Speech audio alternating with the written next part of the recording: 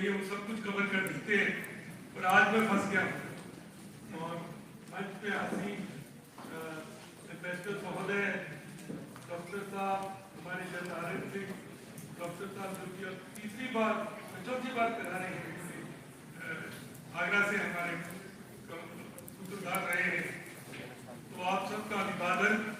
और जो मंच के सामने भी बैठे हैं, लेकिन मैंने आखिर में छोड़ दिया है हमारे तो एक प्रेरक है गोलक बिहारी जी, उनको, क्योंकि उन्होंने कुछ देर पहले मुझे पकड़ लिया और बोला कि आपने बोलना है, तो मैं फिर जल्दी से मैंने अपने विचार इकट्ठे किए। तो मैं माफी चाहूंगा कि फिर मैं कुछ गलत बोलता हूँ, ये दिल से निकली हुई बात है, इसलिए मैं बता रहा हूँ आपको। देखिए, हम गिरमिटिया बोलते थे, गिरमिटिया एक शब्द था जो कि अपभ्रंश, which was a corruption of a word which was as used in Bhojpuri.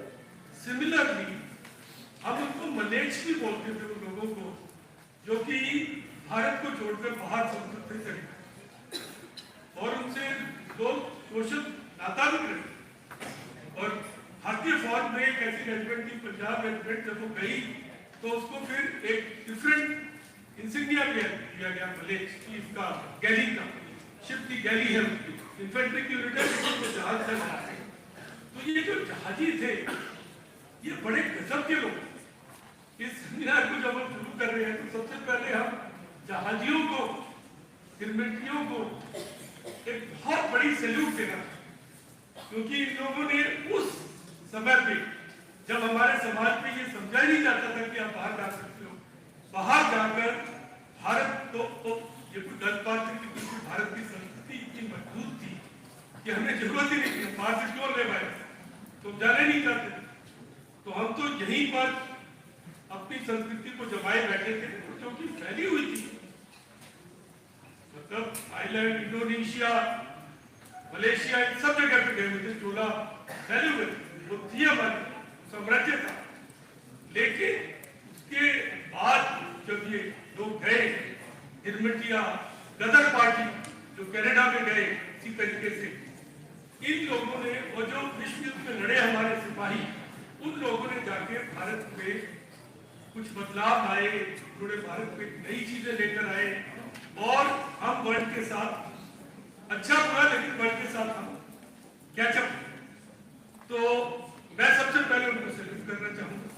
और क्योंकि यहाँ पर बहुत सारे विशेषज्ञ आए जो कि अपने अपने सब्जेक्ट के विशेषज्ञ हैं, तो मैं कोशिश करूंगा कि मैं सेना और राष्ट्र की जो है संबंध है उनके बारे में प्रकाश डालने की कोशिश करूँ, ताकि ये सबक जो एक विषय है वो स्टूडेंट्स के भी काम आएगा, क्योंकि ये कम खबर। देखिए, सबसे जरूरी चीज तो समझने की ये है कि जब से भारत को आजादी मिली या स्वाधीनता मिली, उसके बाद से भारतीय सेनाओं ने बहुत बड़े तौर पर अंतरराष्ट्रीय शांति के लिए पीस में बहुत बड़ा रोल अदा किया। बहुत बड़े, हम कांगो में गए सबसे पहले, और उसके बाद Namibia, Angola, Somalia, Nigeria, Mozambique, Africa के जितने आप ऐसे देश देखेंगे उसमें भारत की फौजों ने काम किया। और सबसे बड़ी बात यह है कि मैं आप सबसे आपको याद दिलाना चाहूंगा मेजर गुरबचन सिंह सलारिया, जिन्होंने पहला पीवीसी हासिल किया भारत से बाहर। तो आइए हम उनके लिए एक बार ताली बजाएं। मेजर गुरबचन सिंह सलारिया अंतरराष्ट्रीय पीस कीपिंग में उन्होंने परमवीर चक्र हासिल, कितने बड़ी की कुर्बानी। तो यहाँ पर एक बात और समझ में आती है कि सारी दुनिया पीस एनफोर्समेंट की बात करती थी, लेकिन भारत ने एक नया कॉन्सेप्ट लाकर खड़ा कर दिया, और अफ्रीका देशों की और गिरमिटिया देशों की मदद से, जिसको आजकल पूरा विश्व इस्तेमाल करता है, स्कॉलर्स इसको लिखना चाहिए पीस बिल्डिंग, जो कि एक पूरा होलिस्टिक एंड कॉम्प्रिहेंसिव कॉन्सेप्ट है, जिसमें भारत की जब सेना जाती थी तो साथ में वेटनरी के डॉक्टर जाते थे, मेडिकल के डॉक्टर जाते थे, वहां पर कुएं बना रहे थे, वहां पर जानवरों का इलाज कर रहे थे, वहां पर बच्चों का इलाज कर रहे थे, वैक्सीनेशन कर रहे थे। ये सारी चीजें हम तो सोमालिया में हमने इसका एक बहुत गजब का उदाहरण पेश किया है। रिजवी साहब ने तो शायद इसको पढ़ा भी होगा और पढ़ाया भी होगा। तो ये बहुत बड़ी चीज है जो अफ्रीका देशों में हमने हासिल की। इसके अलावा हमने मैरीटाइम सिक्योरिटी के क्षेत्र में एक बहुत बड़ा काम किया है। मॉरिशस सेशन से हम आजादी है और अभी आपने पढ़ा होगा अखबारों में आगालेगा में भारत ने एक मिलजुल कर एक एयर स्ट्रिप और कई दूसरी ऐसी चीजें बनाने की अभी मोदी जी ने उसका उद्घाटन किया। देखिए इसमें भी एक बहुत बड़ी बात है तो मैं स्कॉलर्स को बताना चाहूंगा कि भारत देश नहीं बना, ये हमारी प्रवृत्ति भी नहीं है। हम सिर्फ मिलजुल कर डेवलपमेंट कराते हैं और हम उसको कभी देश की संख्या नहीं देते।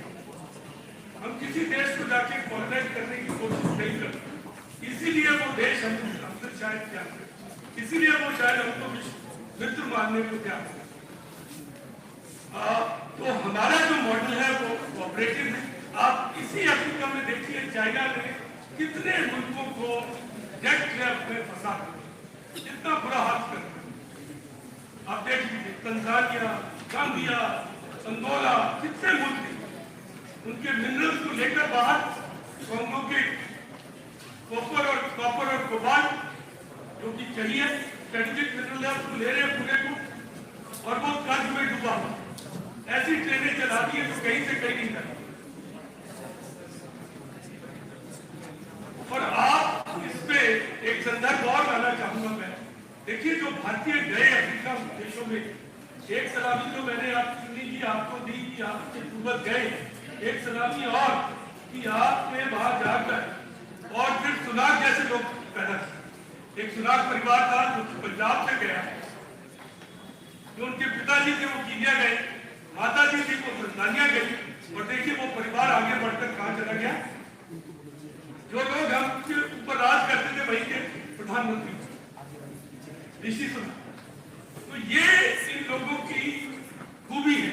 ये गए, मैं भी जब अंगोला में पीस बिल्डिंग कर रहा तो मैं देखता था जाम्बिया के बॉर्डर पर मारवाड़ी बैठे दुकानें खोल चला रहे, ना नॉन वेजिटेरियन वेजिटेरियन खाना खाते, अपना पूरे संस्कार रखते और चला रहे। भारत ने 2015 से 2022 के बीच अफ्रीका के 100 नेताओं को भारत में मेजबानी की है और हर एक की एक कैबिनेट मिनिस्टर ने उसको रिसीव किया और एक इंडिया अफ्रीका समिट का भी शुरुआत की गई। ये स्ट्रेटेजिक और डिफेंस कॉर्पोरेशन में बहुत जरूरी है और एक डिफेंस कॉन्क्लेव भी कराई गई जो कि ज्वाइंट आर्मी चीफ कॉन्क्लेव 28 मार्च 2023, जिसमें कि अफ्रीका के देशों के लगभग 50 सेनाध्यक्ष भारत आए और उन्होंने विस्तार से चर्चा की, ये स्थापित किया कि किन क्षेत्रों में हम आगे मिलजुल कर जा सकते। एक चीज और जो बहुत जरूरी है हम सबको उसका संज्ञान लेने की, भारत में बहुत जल्दी ही प्रोफेशनल मिलिट्री एजुकेशन यानी कि ट्रेनिंग के क्षेत्र में काम करना शुरू किया। नाइजीरिया में ट्रेनिंग टीम बनाई, जाम्बिया में ट्रेनिंग टीम बनाई, लेसोथो में ट्रेनिंग टीम बनाई और भी मेरे से छूट गई हुई है क्योंकि जल्दी मैंने गूगल पे कोशिश किया इसको तैयार करने। तो इस तरह की ट्रेनिंग टीमें बनाई गई जो कि लगाई गई है वहां पर उनकी कैपेबिलिटी बिल्डिंग। भारत और अफ्रीका के बीच फील्ड एक्सरसाइज कर रहे हैं। इंडियन ओशन रिम स्टेट उस कॉन्फ्रेंस में अफ्रीका के देश हमारे साथ हैं। देखिए इंडियन ओशन को समझने से ही भारत की एक स्पेशल कैरेक्टर का जो अमेरिका है वो इंडियन ओशन को कैसे, अमेरिका की एक इंडो पैसिफिक कमांड है जो हवाई, जो कि उस क्षेत्र को देखती है। दूसरी कमांड है जो कि सेंट्रल कमांड है, वो बहरीन में है, वो पाकिस्तान और सेंट्रल एशिया को देखती है। और तीसरी कमांड है अफ्रीका का और उसको बांट। जापान है वो उधर ही देखता है, ऑस्ट्रेलिया उधर ही देखता है, लेकिन भारत क्वाड का एक ऐसा मुल्क है जो इंडियन ओशन को अफ्रीका से शुरू होकर और जापान तक एक नजर से एक साथ देख, ये बहुत बड़ी चीज, तो एक अलग चीज है जो एक अलग और एक तरीके का सोचने का उनको मिला के रखने का विचार।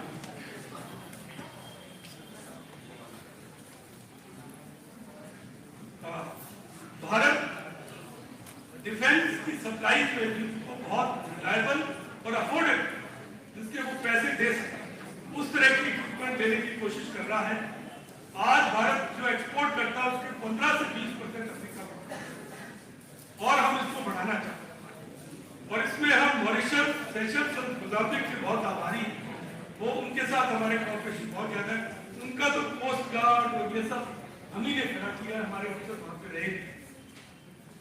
तो मित्रों, ये मैंने सोचा थोड़े से समय में मैं पकड़ा गया नाइट वॉचमैन की तरह, है ना, आईपी पकड़ा गया, और मैंने कोशिश की किसी तरीके से, और मुझे इस बात का पूरा ज्ञान है कि आने वाले स्पीकर जो भी मेरी कमियां सुनने के लिए बहुत धन्यवाद और थैंक यू।